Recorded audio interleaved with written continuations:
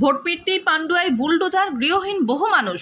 বিধানসভা নির্বাচনের আবহ শেষ হতেই হুগলির পান্ডুয়ার রেলপার এলাকায় শুরু হলো রেল উচ্ছেদ অভিযান। রাতের অন্ধকারেই বুলডোজার নিয়ে নেমে পড়ে রেল কর্তৃপক্ষ, যার ফলে মুহূর্তের মধ্যেই গৃহহীন হয়ে পড়েন বহু পরিবার। স্থানীয় সূত্রে জানা গিয়েছে, নির্বাচন ঘোষণার আগেই রেলপাড়ের বাসিন্দাদের উদ্দেশ্যে উচ্ছেদের নোটিশ জারি করা হয়েছিল, তবে সেই সময় কোনো ভাঙচুর বা উচ্ছেদ অভিযান চালানো হয়নি। এরপর 19 তারিখ দ্বিতীয় দফার ভোট গ্রহণ সম্পন্ন হওয়ার পরদিনই আবার নতুন করে নোটিশ দেওয়া হয় রেলের তরফে। নোটিশে জানানো হয় মাত্র একদিনের মধ্যে রেলপাড়ের বস্তি এলাকা খালি করতে হবে। এই স্বল্প সময়ের মধ্যেই অনেকেই তাদের দোকান এবং ঘরবাড়ি খালি করে দেন, কিন্তু বহু পরিবারের পক্ষে বিকল্প আশ্রয় খুঁজে পাওয়া সম্ভব হয়নি। আজ হঠাৎ করেই বুলডোজার নিয়ে উচ্ছেদ অভিযান শুরু হলে চরম বিপাকে পড়েন সে সমস্ত মানুষজন। ঘরবাড়ি ভেঙে যাওয়ায় তারা একেবারে আশ্রয়হীন হয়ে পড়েছেন। বহু মানুষের চোখের জল, অনেকের রাস্তায় বসেই প্রতিবাদ জানিয়েছেন। স্থানীয় বাসিন্দাদের একাংশের অভিযোগ, ভোটের আগে আমাদের উচ্ছেদ করা হয়নি, কারণ তখন আমাদের ভোট দরকার ছিল। এখন ভোট শেষ, তাই তড়িঘড়ি উচ্ছেদ চালানো হচ্ছে। তাদের দাবি, কয়েকদিন সময় দিলে অন্তত বিকল্প ব্যবস্থা করা যেত। এই ঘটনায় রাজনৈতিক চাপানোতরা শুরু হয়েছে, যদিও রেল কর্তৃপক্ষের তরফে এখনো পর্যন্ত এই বিষয়ে কোনো বিস্তারিত প্রতিক্রিয়া পাওয়া যায়নি। বর্তমানে এলাকায় উত্তেজনা থাকলেও পরিস্থিতি নিয়ন্ত্রণে রাখতে মোতায়েন রয়েছে পুলিশ বাহিনী। গৃহহীন পরিবারগুলির ভবিষ্যৎ নিয়ে উদ্বেগ বাড়ছে এবং দ্রুত পুনর্বাসনের দাবি জোরালো হয়েছে।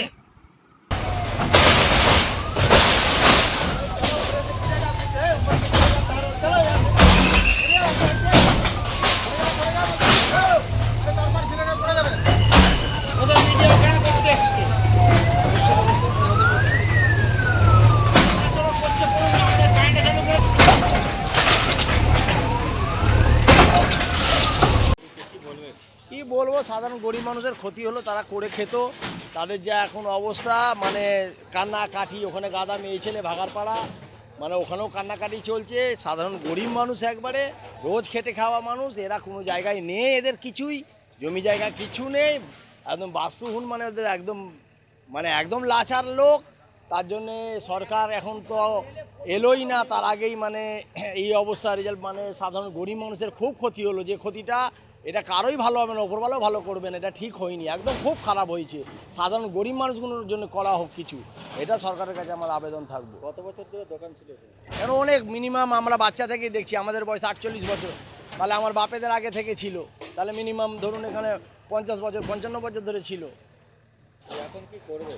কি করবো এখন দেখা যাক, মানুষের কথা মানুষ লড়বে, মানুষ একত্র হবে, মানুষের সরকার মানুষের জন্যে, তাতে কেন্দ্র সরকার হোক রাজ্য সরকার হোক, যাই আছে মানুষের জন্য আছে। এখানে মানুষ ছাড়া কিছু হয় না, মানুষগুলো অসহায় হলো, আর কি হলো, আর কিছুই হলো না। বাচ্চা এখন কোথায় থাকবে, সব বেঘর হলো। ভোট মিটতি এরকম পদক্ষেপ, কি বলবেন এটা নিয়ে? ভোট নিয়ে কী বলবো, এখন এই পলিটিক্যাল যা হলো, মানে তাতে ভোট মিটলো, আর 2 তারিখেই হলো। 2 তারিখেই মানে ভেঙে দিতে হবে। সাধারণ গরিব মানুষ, তাদের কিছু নোটিশ ফোটিশ 2-1 টাকা একদিন দিয়েছে, তার একদিনের মধ্যে 2 তারিখের মধ্যে 1 তারিখের নোটিশ, 2 তারিখে ভাঙা। খারাপ হলো, যেটা হলো ঠিক হলো না, এটাই বলবো, আর কি বলবো। সাধারণ মানুষ বিচার করবে। কান্নাকাটি করছে, কেউ ক্যাথা নিয়ে ছুটছে, কেউ লেপ নিয়ে ছুটছে, কেউ অমুক নিয়ে ছুটছে, টাইম নেই, কি করবে। বাড়ি মানে মহিলারা এখানে ওখানে পালাচ্ছে।